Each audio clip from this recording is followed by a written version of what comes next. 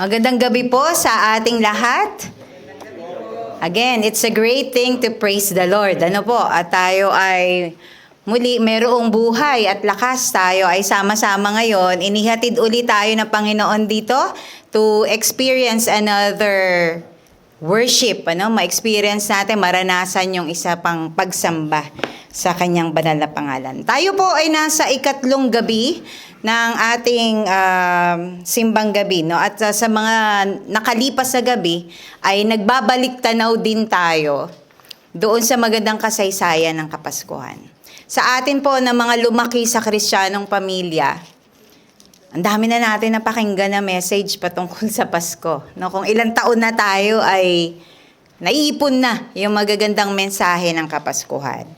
Pero bagamat tuwing Disyembre ay ating binabalikan yung lumang kasaysayan ng kapanganakan ng ating Panginoong Hesus, ay hindi tayo nagsasawang pakinggan at ulit-ulitin ang magandang kasaysayang ito sapagkat palaging may makabago at palaging nagbibigay ng makabuluhang mensahe na napapanahon sa ating kalagayan.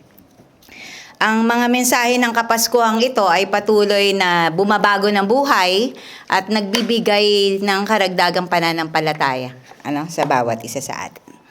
Pasisimulan natin ang ating pag-aaral sa isang kwento na si Reverend Father Matt de Guzman. Isang pare na naging trending sa kanyang sending message sa isa sa kanyang homily.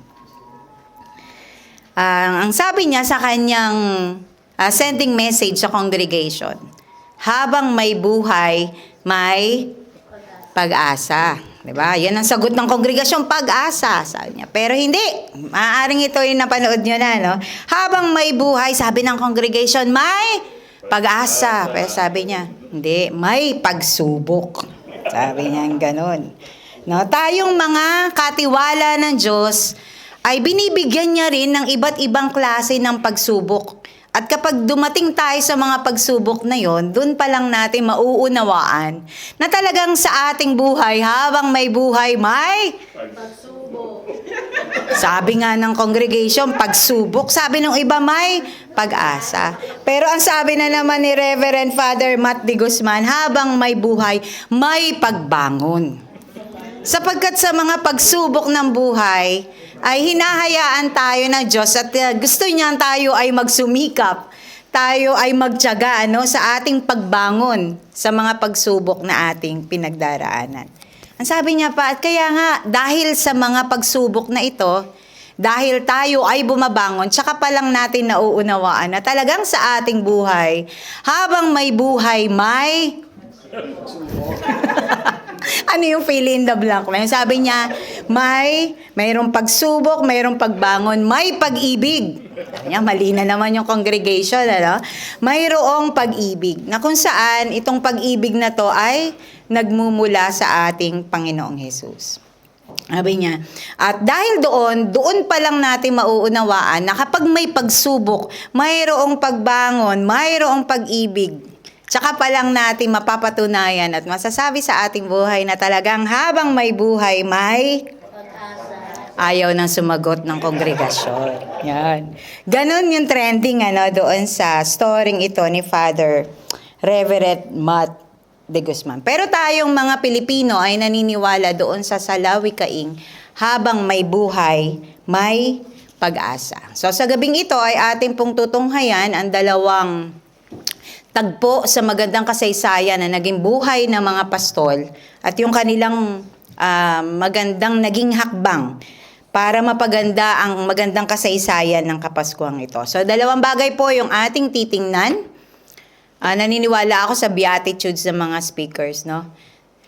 Blessed are those who speak short, for they shall be scheduled again. Tingnan natin kung this is the first or the last. First and last. Sige po. So, sa tagpong ito ay ating pong titingnan ang dalawang bagay sa buhay ng mga pastol. No? Yung kanilang pananampalataya at kanilang pag-asa. Akin pong babasahin ang nasa Lucas chapter 2. Ang ating batayan ay from 8 hanggang 20. Ang babasahin ko lamang po ay ang talataang 10 hanggang sa mga sumusunod. Ngunit sinabi sa kanila ng anghel, "Huwag kayong matakot, ako'y may dalang magandang balita para sa inyo na magdudulot ng malaking kagalakan sa lahat ng tao. Isinilang sa inyo ngayon sa bayan ni David ang tagapagligtas, ang Kristong Panginoon. Ito ang inyong palatandaan. Matatagpuan ninyo ang isang sanggol na nababalot ng lampin at nakahiga sa isang sabsaban." Biglang lumitaw kasama ng anghel ang isang malaking hukbo ng mga anghel sa kalangitan. Sila'y nagpupuri sa Diyos at umawit. Papuri sa Diyos sa kaitaasan at sa lupa ay kapayapaan sa mga taong kinalulugdan niya. At atin din pong tutunghayan ang talatang 20. Umalis ang mga pastol na nagpupuri sa Diyos at nagpapahayag ng kanyang kadakilaan dahil sa lahat ng narinig nila at nakita ayon sa sinabi sa kanila ng anghel. Okay? Ang tagpo pong ito ay kakikitaan natin ng isang sorpresa na tagpo para sa mga pastol. Ang mga pastol na tinukoy po dito sa talatang ating binasa ay sila yung pinagsabihan ng good news ng kapanganakan ng ating Panginoon. No? Tinagpo sila ng anghel ng Panginoon para ipaalam sa kanila yung maganda at mabuting balita na ipinanganak na ang Mesya na kanilang hinihintay. So yung mga pastol po nito ay na binalitaan ng mga anghel ay kabilang sa mga Hudyo na naghihintay ng kapanganakan ng ating Panginoong Hesus. So sa history and geography, yung lugar na kanilang tinitirahan, okay, doon sa east of Bethlehem, doon sa southeast of Jerusalem. Sinasabi ng history at geography na dito sila naninirahan. Dito naninirahan ang mga Hudyo na kung saan ay naghihintay ng kapanganakan ng Mesyas. Bilang bahagi po ng malaking lahi ng mga Israelites, yung mga pastol na ito ay masasabi nating isa sila sa mga nakarinig ng mga utos ng Diyos na mula doon sa isinulat ni Moises. Isa sila sa mga napagpasahan ng pananampalataya ng kanilang mga ninuno. Isa sila sa napagkwentuhan ng magandang kasaysayan ng pagliligtas ng Panginoon sa kanilang mga ninuno mula doon sa bansang Ehipto. Masasabi nating ang mga pastol na ito ay kasama sa mga nakarinig ng utos. Kasama sa mga naniwala doon sa propesiya na mayroong tagapagligtas na isisilang. Dito po sa Deuteronomy chapter 6, verse 6 to 7, ito ay isang account ng Biblia na nagpapakitang lifestyle na ng mga Israelites. Lifestyle na sa pamilya ng mga Hudyo, yung pagpapasa ng kanilang pananampalataya. Pagpapakilala ng kanilang pananampalataya sa isang tunay na Diyos. Ano po yung pinapasabi kay Moises, no? Sabi ni Yahweh, sabihin mo to sa mga Israelita. Deuteronomy chapter 6, 6-7, ang salitang ito na inuutos ko sa inyo ngayon ay itanim ninyo sa inyong puso. Ituro ninyo ang mga ito sa inyong mga anak. Pag-usapan ninyo ang mga ito kapag kayo'y naglalakad, kapag kayo'y nahihiga, at kapag kayo'y bumabangon. So, yung pagtuturo po ito ay naging bahagi ng buhay ng mga Israelita. So, sa pamilyang Hudyo ay laging nangyayari. From one generation to another generation ay nandoon ang pagsasalin, pagtuturo ng katotohanan tungkol sa isang tunay na Diyos. So, ano yung kanilang pinag-uusapan? Ano yung kanilang pinagkukwentuhan? Pinag-uusapan nila kung paano bang iniligtas ng Diyos ang kanilang mga ninuno mula doon sa paghihirap sa Ehipto hanggang sa dalhin sila sa lupang pangako. So, sa ganitong paraan po ng pagtuturo ng mga anak, salit-saling lahi, nakikilala ang Panginoon.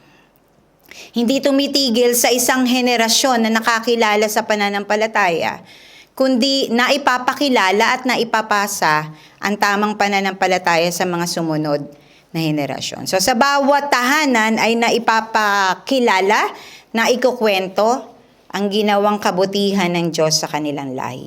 Napakaganda po ng methods of teaching na ibinigay ng ating Panginoon. Nagbigay siya ng utos But at the same time, binigay na rin niya anong prosesong gagawin ninyo sa pagtuturo ninyo, no? Sabi doon, pag-usapan ninyo ang aking mga utos. Palaging maging bahagi ng inyong daily conversation. Pag-usapan ninyo, saan daw? Sa bahay. Kapag naglalakad, kapag nahihiga, kapag bumabangon. So, sabi ko nga kanina, kaakibat ng utos na ito, ibinigay na rin ng Diyos. Papaano mo maisa sa katuparan na ang utos ng Panginoon ay manatili, matanim sa iyong puso? No? Pag-usapan. Pero sa pagtuturo sa pamilya, sa mga susunod na henerasyon sa pamilya, sa mga nakababatang henerasyon, ito yung proseso. Lagi niyong pag-usapan. Parang sinasabi dito, ano man yung inyong ginagawa, ano? Kasi sa bahay, habang naglalakad ka, nahihiga ka, bumabangon ka, sa lahat ng pagkakataon na meron kang pagkakataong ituro ito, sa iyong kapamilya ay dapat na ganun ang ginagawa ng mga magulang. So, ang account na ito sa Biblia, nagpapatibay po ng katotohanan na yung mga pastol na yon, natamnam na ng pananampalataya. No? Dahil ganito yung buhay ng mga Hudyo. No? Inutusan ang mga naunang mga ninuno para matanggap nila yung pananampalataya. Okay. Don't get me wrong po pagka sinabi kong minanang pananampalataya. Dahil hindi naman tayo nagtuturo na kapag mananampalataya o sumasampalataya na yung magulang, automatikong nananampalataya na rin yung mga anak. Ano? Ginamit ko lang po yung salitang minanang pananampalataya sapagkat ang pananampalataya ay kayamanan na maaari mong ipasa sa pamamagitan ng proper exposure mo sa iyong mga kapamilya ay po pwede mong maipamana. Masabi nating kanila ring yayakapin yung pananampalataya mo sa isang tunay na Diyos. At yun ay isang posibleng bagay. So, ang minanang pananampalataya ng mga pastol sa magandang kwento ng Kapaskuhan ay nangungusap din po sa atin. No? Na sa ating kapanahunan, tayong mga magulang, tayong mga may edad sa pamilya, wala man tayong pamilya, no, na sariling atin, meron tayong mga pamangkin, meron tayong mga apo, meron tayong mga kamag-anak. No? Ito ay nagdadala sa atin ng panghihikayat na katulad ng proseso ng pagpapakilala sa isang tunay na Diyos ay mangyari din yon sa ating kasalukuyang pamilya. Ang sabi doon, yung action word na ginamit, pag-usapan nyo. Ganun kasimple, no? Maging bahagi ng inyong pag-uusap, daily conversation.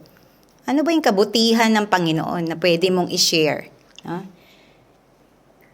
Ang sabi sa utos, sa bahay, sa paglalakad, nahihiga, bumabangon. So ating pagbulay-bulayan. Sa ating bang conversation ngayon, sa ating pamilya, tuwing tayo mag-uusap-usap sa pagkainan, nagiging bahagi po ba ng ating usapan yung tungkol sa Diyos? Nagiging bahagi ba ng ating kwentuhan yung karanasan natin sa Panginoon? Sapagkat sa pamamagitan nito, yung mga younger generation sa ating pamilya, o kahit na siguro yung ating kapatid, ating kapatid, pinsan natin sa ating mga reunion, nag-get together tayo, no? Kung pag-uusapan natin palagi gaanong kabuti ang Panginoon sa bawat isa sa atin, hindi malabo ang prosesong ito na maisasalin natin, no? Yung pananampalataya, tamang pananampalataya sa Panginoon. So, nagiging bahagi nga ba ng ating kwentuhan? Ano ba yung mga sentro? O sino ba yung sentro ng ating mga kwentuhan sa ating tahanan? Alam nyo po, ang season na to ay napapanahon, ano? Para yung pagtuturong ito ay maibaba natin sa next generation ng ating pamilya. Napapanahon ito dahil sa ating paligid, maraming bagay na maaring makapagligaw, no, sa mga next generation upang timbangin ano nga ba talaga yung tunay na pananampalataya, sino ba talaga ang dapat na na-highlight o binibigyang pansin sa okasyong ito na ating pinagsasama-samahan. So marami pong mga kwentong pambata na sana hindi nyo mabili yung mga ganitong uri ng kwento. Maraming kwentong pambata, kanta sa YouTube, dekorasyon sa ating tahanan o sa ating community, dekorasyon sa mall, na nagha-highlight ng generosity. No? Pero hindi ito yung generosity ni Jesus Christ. Nangingibabaw ang generosity ni Santa Claus laban doon sa salvation na inoffer ng ating Panginoong Jesus. So sa ganitong trending sa ating paligid, maaaring indirectly ay mag-guilty tayo na, oo nga, parang baka nakakapag-share ako ng maling katuruan, no? Sa sino man na atin nakakasalamuha, lalong higit sa ating kapamilya. Maaaring indirectly, hindi mo man tinuturo si Santa Claus, pero kapag nag-costume party naman, sino yung pinipili mong costume? Santa Claus pa rin. Meron kang Santa hat. Maglalagay ka rin ng Santa socks sa bahay mo. Diba? Mga dekorasyon na pinili mo, yung wrapper na pinili mo sa gift na ibibigay mo, gustong-gusto mo pa na nakangiti si Santa Claus. No? Hindi mo man pinopromote, pero yung pagtangkilik mo sa mga kasaysayang ito, sa mga imaheng ito, ay maaaring magbigay ng katuruan sa sino man na iyong makakasalamuha. So, dalhin natin yung ating pamilya doon sa tamang sentro ng Kapaskuhan. Kung sino ba talaga yung sentro ng Kapaskuhan. At iwasan natin yung ganitong mga bagay. Minsan sabihin natin, ano lang naman yun, Santa hat lang naman yun eh. No? Pero nakikita yon, no, ng mga tao. Nakikita yon ng mga younger generation at maaaring patibayin nila sa kanilang pananampalataya na yun dapat yung ina-highlight natin sa ganitong Kapaskuhan. So, dalhin natin yung ating mga anak sa tunay na kwento ng Pasko. No? Hindi yung, anong wish mo kay Santa? Mamayang gabi, darating na yung gift mo. No? Ibibigay na, i-deliver na. Pero ano ba talaga yung magandang mensahe ng Pasko? Ang sabi sa Proverbs chapter 22 verse 6, "Train up a child in the way he should go, and when he is old, he will not depart from it." Ituro mo sa bata kung ano yung landas na dapat niyang lakaran. No? Nang sa kanyang paglaki, sa kanyang pagtanda, ay hindi niya ito malilimutan. Yung pong ganitong pagtuturo ay intentional teaching, yung tinutukoy ng banal na kasulatan. Sinabi daw, ituro mo talaga. Habang bata pa, ituro mo kung ano yung tamang pananampalataya. So, bakit ko po binabanggit ito? Dahil pinatitibay natin na yung mga pastol na yon na nasa parang, na pinagsabihan ng mabuting balita ng mga anghel, natamnan na sila ng tamang pananampalataya. Natamnan ng kanilang pamilya, ng kanilang mga ninuno, na ipasa na sa kanila yung tamang pananampalataya. At bukod doon ay kinilala nila ang mga propeta na kung saan ay naghayag ng mensahe ng kapanganakan ng tagapagligtas. Ang mga bagay na ito, yung pananampalatayang ito ay masasabi nating ugat ng kanilang pag-asa. Kaya sila hopeful eh. Oo, may darating na tagapagligtas.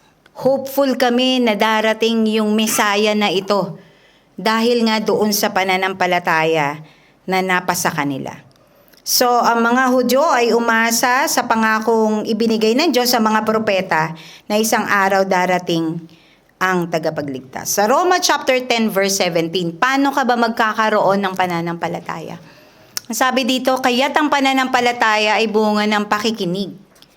So sa mga pag-uusap, kung ikaw ay makikinig, ikaw ay makikibahagi sa talakayan, yun, at ang pakikinig na ito ay magbubunga sa pamagitan ng salita ni Kristo.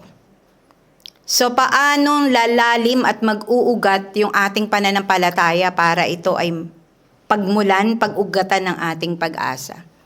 No? Nangangailangan ng pagbubungkal na araw-araw, sikapin natin ang banal na salita ng Diyos ay mabasa natin at mapagbulay-bulayan.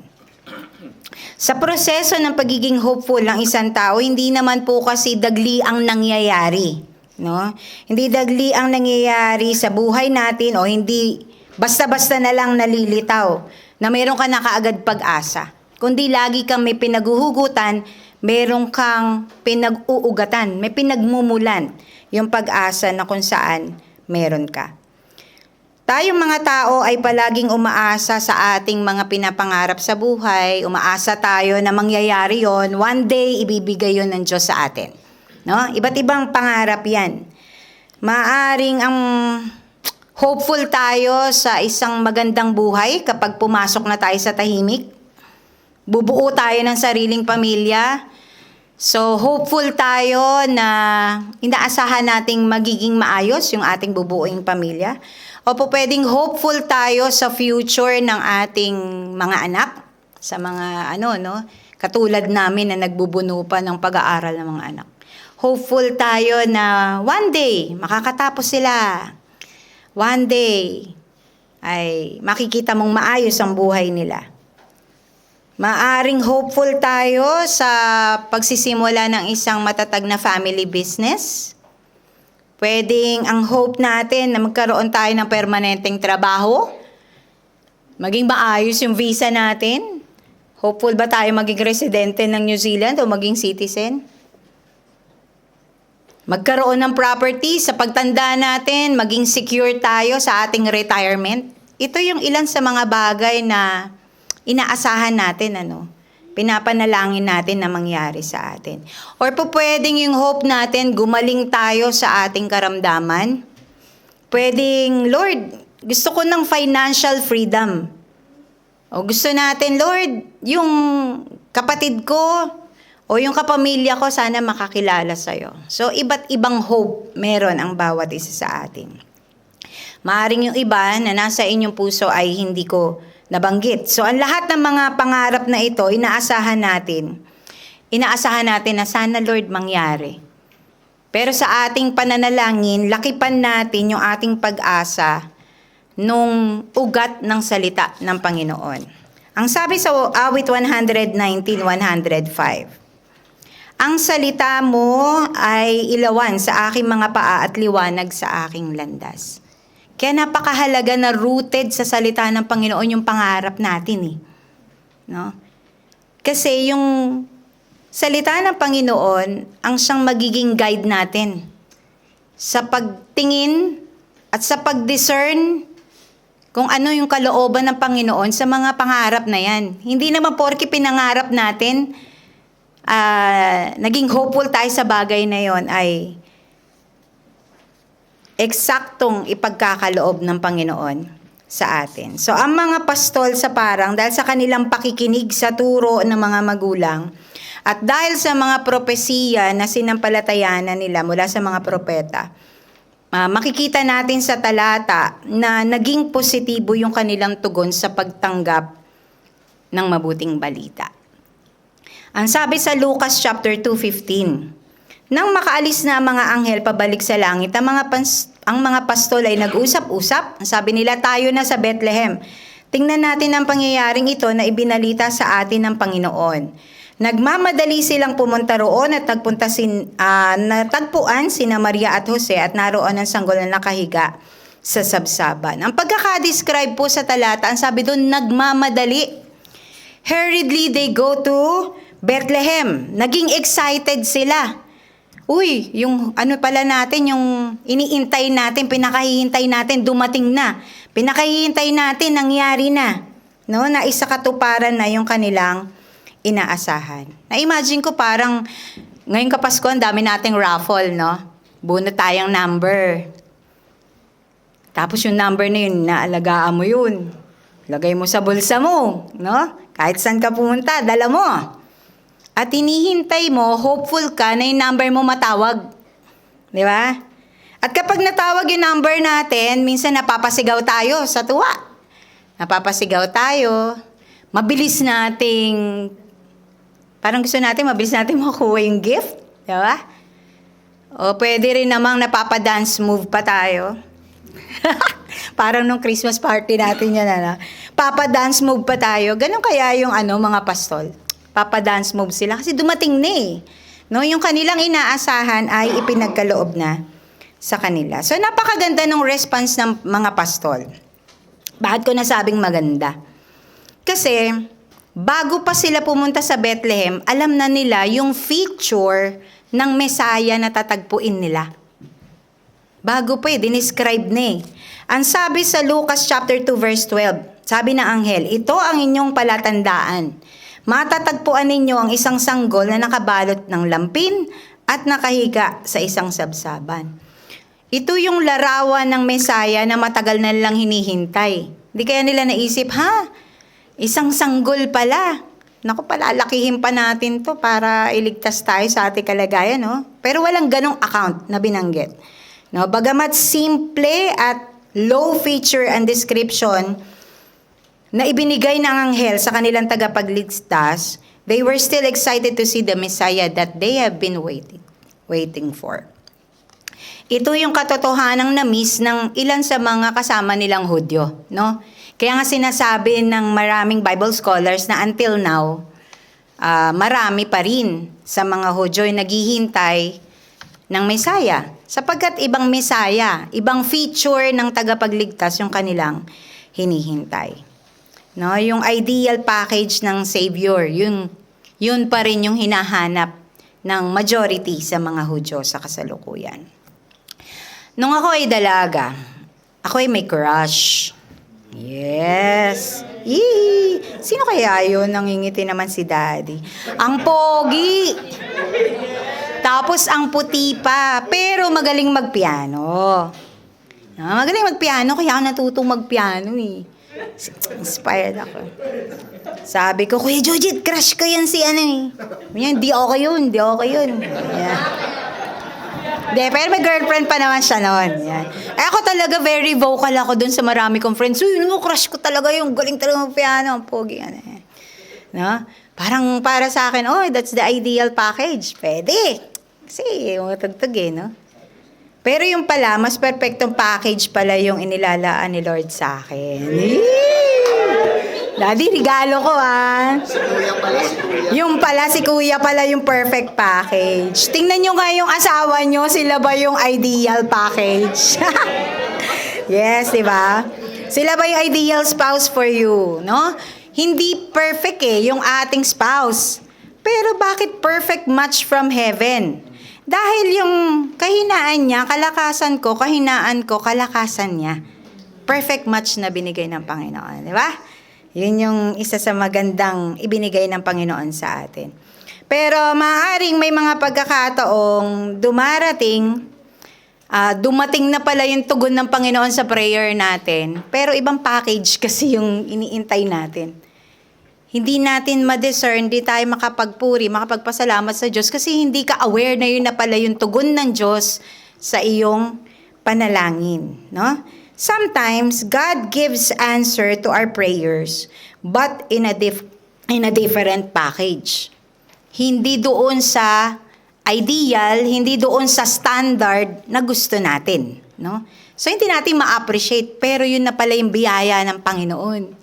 Yun na pala yung tugon ng Panginoon sa ating mga pinapanalangin.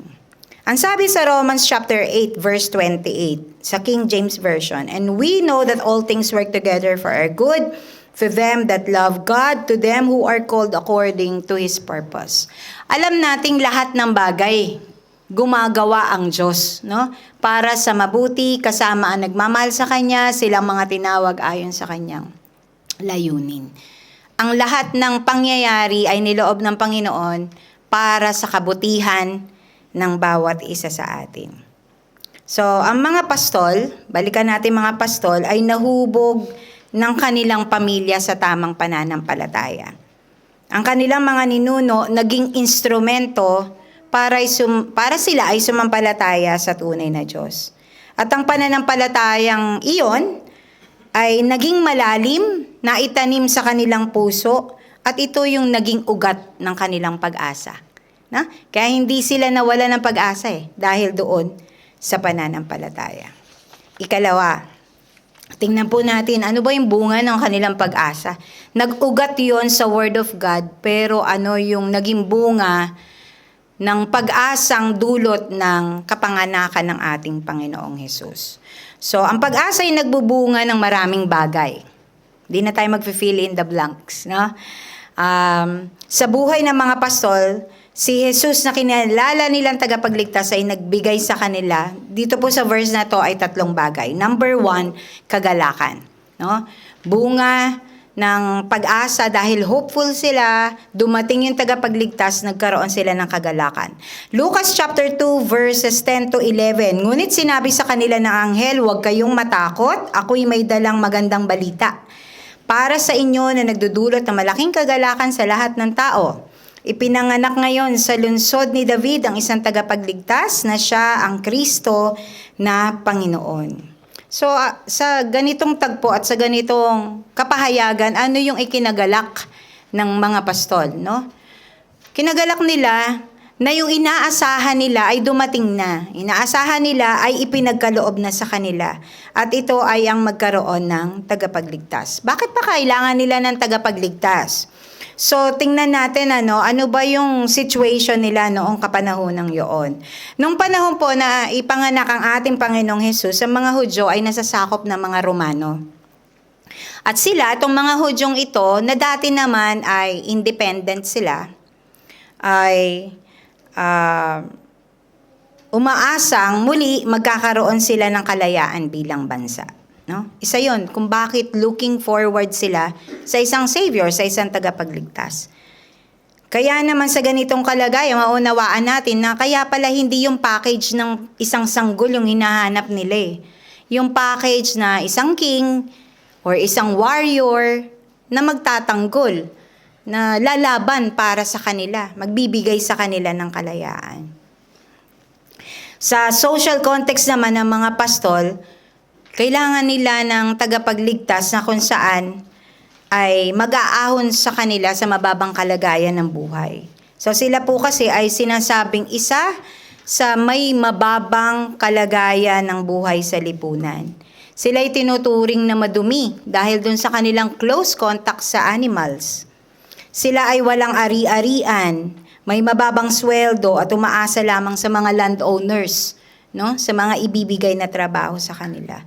So wala silang boses sa lipunan dahil sila ay kabilang doon sa mga mahihirap na tao. Kaya naman ang marinig nila ay mabuting balita. Ang sabing ganong ipinanganak, mabuting balita para sa inyo. So tinukoy directly para sa katulad nyo, ipinanganak ang tagapagligtas. Kaya naman na marinig nila mabuting balita ay gusto na nila kaagad na makita ang tagapagligtas. Sa spiritual na kalagayan, ang tao po ay napawalay sa Diyos na dahil sa kasalanan. At dahil dito sa kasalanang ito, tayo ay nangangailangan din ng tagapagligtas. So ito yung rason kung bakit ipinanganak ang ating Panginoong Hesus, sa ganong kalagayan. Na kung saan ang Diyos, ang siya pa rin gumawa ng kaparaanan upang matanggap natin ang kaligtasan. Pero bago matanggap ang kaligtasan ito, merong binabanggit ang banal na kasulatan. John 3:16. Memorize na natin yan. Sapagkat gayon na lamang ang pag-ibig ng Diyos sa sanlibutan, kaya't ibinigay niya kanyang bugtong na anak upang sino mang sumampalataya sa kanya ay hindi mapahamak kundi magkaroon ng buhay na walang hanggan. So ang talatang ito ay nagpapakita na si Kristo ang pag-asa, si Kristo ang daan sa kalangitan. Maging malinaw po sa atin ito na hindi yung ating mabubuting gawa ang makapagliligtas sa atin. Ano po? Tayo'y gumagawa ng mabuting bagay dahil tayo ay ligtas na. Ulitin ko po, hindi tayo maliligtas dahil may ginagawa kang kabutihan o ikaw ay mabuting tao. Hindi dahil sa iyong kakayahan o sa ating kakayahan. Kundi ito ay biyaya at habag ng Panginoon at inoffer niya sa atin. Sabi dito, maliligtas tayo kung tayo ay sasampalataya sa Diyos. Okay? So, maging bahagi ito ng ating pagbubulay-bulay sa Kapaskuhang ito. Binigay ng Diyos ang kanyang anak, ipinanganak sa sabsaban, upang tayo ay iligtas sa ating mga kasalanan. So sa spiritual na kalagayan, kailangan din natin ng tagapagligtas, katulad ng kalagayan ng mga pastol na ito. So si Jesus ang bukal ng pag-asa. At ang fountain of hope na ito ay nasumpungan ng mga pastol. Ano yung manifestation na sila ay nakasumpong ng kagalakan sa presensya ng Diyos? Lucas chapter 2 verses 20, unang bahagi, umalis sa mga pastol na nagpupuri sa Diyos. Kalawang bagay, no? Bunga ng pag-asa ng mga pastol, pagkakita sa tagapagligtas, nagbigay sa kanila ng kagalakan. Ikalawa, nagbigay ng kapayapaan. Lucas chapter 2 verses 13 to 14, biglang lumitaw kasama na anghel ang isang malaking hukbo ng mga anghel sa kalangitan. Sila ay nagpupuri sa Diyos at umaawit.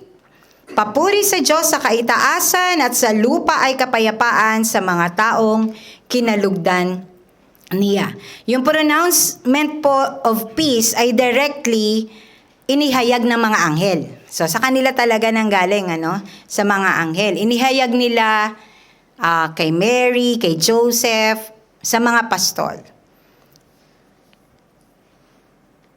So inihayag nila sa mga pastol ang pronouncement ng kapayapaan sapagkat ang mga taong ito ay mayroong mahirap na kalagayan sa buhay. So ang mga pastol, matapos na marinig nila mabuting balita, ang sabi nga sa talata, bigla silang dumako sa sabsaban upang makita at maranasan ang presensya ng tagapagligtas. At yung tagpong ito, nagpatibay pa ng kanilang pananampalataya. Kasi naisa katuparan, totoo pala yung sinasabi ng propesiya. Totoo pala yung pangako na ibinigay ng Diyos through the prophets para ma-enjoy nila in the future. So, ang Diyos ng kanilang mga magulang na kinilala rin nilang tunay na Diyos ay naging tapat sa kanyang pangako. At lalo silang naging at peace, lalo silang nagkaroon ng kapanatagan sa pananampalataya sa Diyos na ito. Kung minsan may mga tao sa paligid natin na sabihin natin, hindi natin maasahan yung words niya eh. Sabihin niya, ito gagawin niya, pero iba naman yung kanyang, ito yung sinabi niya, pero ito naman yung ginagawa niya. No? Para nagiging questionable sa atin yung karakter ng mga ganong uri ng tao na atin nakakasalamuha. But on the other hand, may mga tao rin naman na talagang tapat sa kanilang ibinibigay na pangako. At kapag nakilala natin yung mga ganong uri ng tao, parang kapag sila yung nag-declare, nagpahayag ng isang bagay, meron tayong tiwala, meron tayong security na totoo na gagawin nila yung kanilang ipinangako. Si Abraham po sa lumang tipan ay pinangakuan ng Diyos. Ano yung pangako sa kanya? Gagawin kong kasing dami ng bituin ang iyong lahi. Gagawin kitang ama ng maraming lahi. Pero isang araw, nandoon yung utos ng Diyos sa kanya. Ang sabi, bigay mo sa akin si Isaac.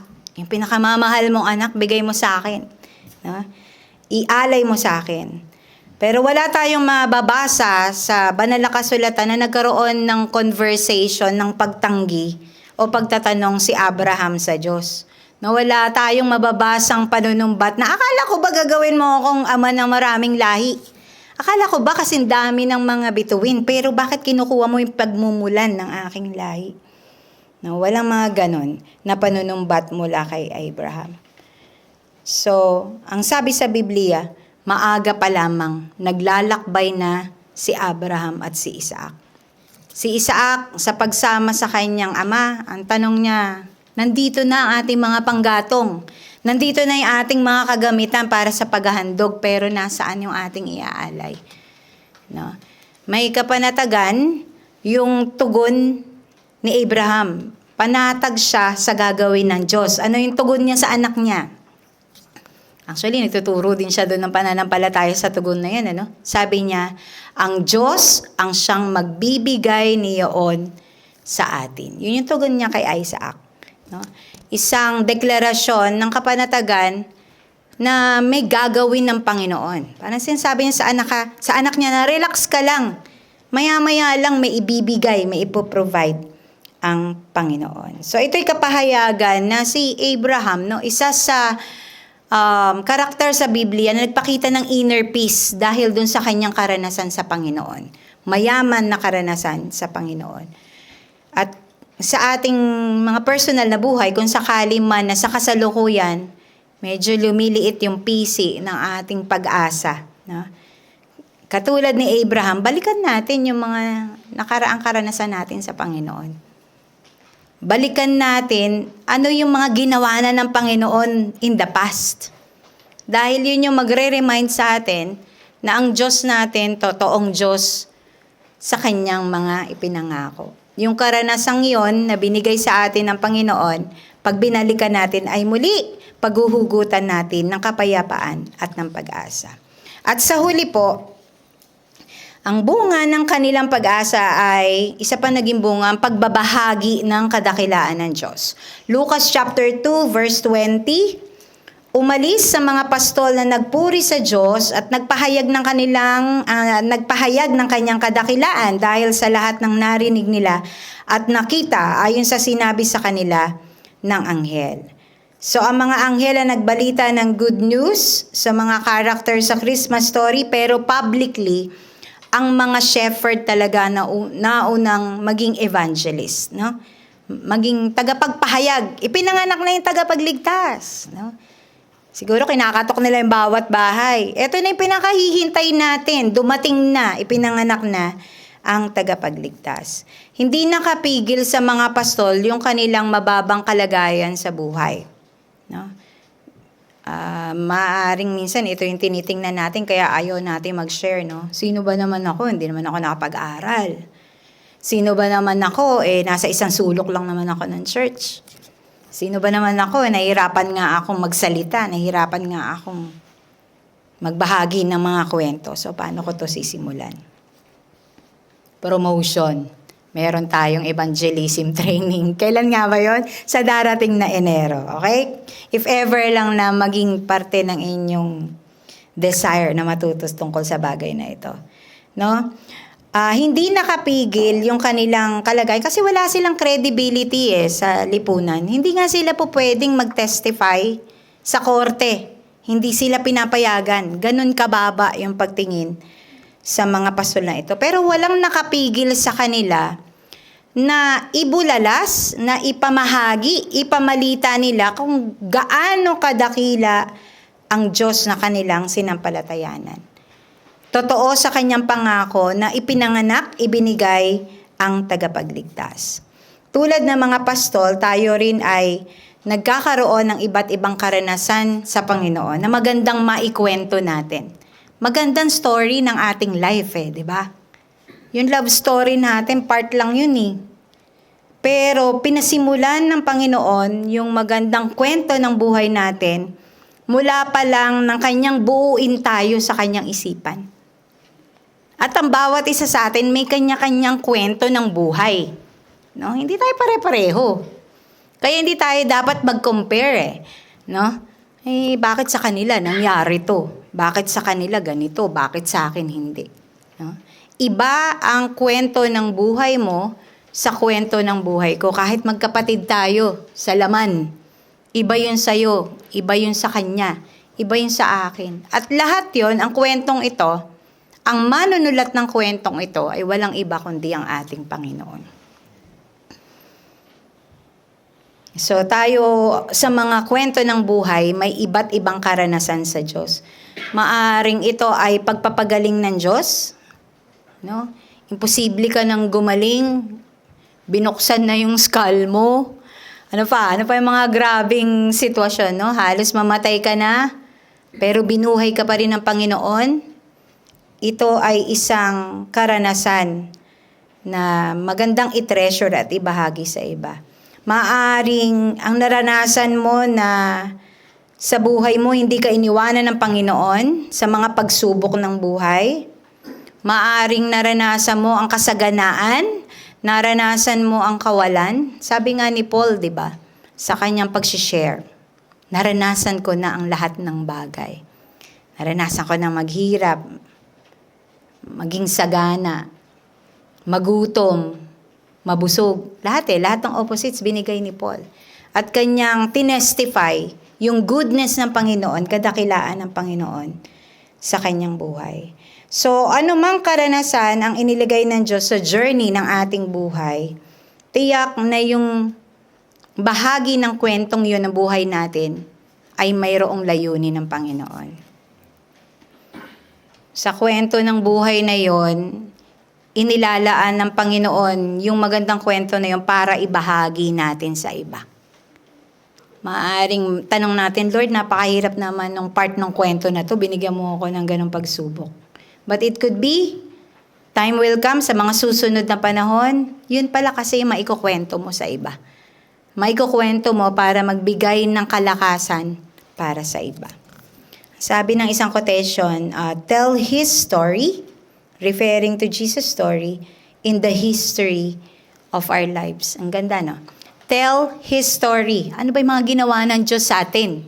Bukod dun sa kaligtasan na yan, ano pa yung mga ginagawa ng Diyos sa atin ngayon? Ano pa yung mga kapahayagan ng Diyos sa atin ngayon?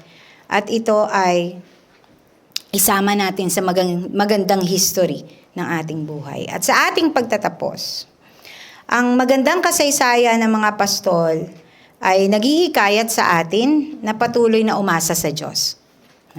Manampalataya at umasa sa Diyos. Isang pag-asa na ang pinag-uugatan ay yung pananampalataya. Hindi ka nawawala ng pag-asa na sa pagising mo sa bawat araw, bumabangon tayo sa bawat araw dahil meron tayong nakikitang layunin na binibigay ng Panginoon. Nakikita natin ang mga layuning ito kung sa bawat araw pinalalalim natin ang ating buhay pananampalataya sa salita ng Panginoon. Nakakaantok po magbasa ng Bible, ano? Pero mai-enjoy natin to with the work of the Holy Spirit kung sa ating paghawak ng Biblia, binuksan natin ang ating puso at isipan sa pagtanggap ng mensahe ng Panginoon sa atin. Palalimin natin ang pag-asang ito sa pananampalataya na ang Diyos na nangako sa kanila noon ay same God natin ngayon, na mayroong kakayahan sa mga imposibleng bagay. Marami ng imposible, no? Parang siguro sa buhay natin may mga impossible things na mangyayari ba yon, di ba? Pero walang imposible sa Panginoon kung naaayon ang ating mga pinapangarap sa Kanyang kalooban. Another thing, sikapin nating kasabay nating lumago sa tamang pananampalataya ang ating kapamilya. No? Turo natin sa kanila yung tama. At sa kanila rin, ibahagi natin yung kaligtasan na ating nakamtan. Maging bahagi ng ating daily conversation ang Diyos, anumang mga karanasan natin sa Panginoon. So, ang pag-asang nagbubunga ng kagalakan at kapayapaan ay panatilihin nating nakaangkla kay Jesus. Upang yung ating mga karanasan, ano man yung ating naririnig, ano man yung ating nakikita sa presensya ng Panginoon, magsilbing patotoo sa nakararami. So sa Kapaskuhang ito, patuloy pong pagbulay-bulayan natin ang magandang halimbawa ng pananampalataya at pag-asa ng mga pastol sa kasaysayan ng Kapaskuhan. Sa Diyos po ang papuri sa ating pagbubulay-bulay sa gabing ito.